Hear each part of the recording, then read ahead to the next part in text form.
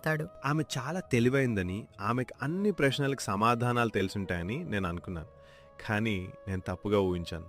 అందుకే ఆమె నా ఒక్క ప్రశ్నకు కూడా సమాధానం చెప్పలేదు. అంటే పితాజీ చెప్పిన ప్రకారం ఈ అమ్మాయి నాకు సరైన జోడి కాదు. అయినా అమ్మాయి నాకు నచ్చింది. కానీ నేను నా పితాజీ ఆజ్ఞకు వ్యతిరేకంగా వెళ్ళలేను. నాకంటే ఎక్కువ అనుభవం ఆయనకుంది. ఆయన నా మంచే కోరుకుంటారు. ఒక పని చేస్తాను, పితాజీకి ఈ విషయం చెప్పేస్తాను. సరే పర్లేదు, పద మనం వెళ్దాం. ఇద్దరూ తిరిగొచ్చేస్తారు.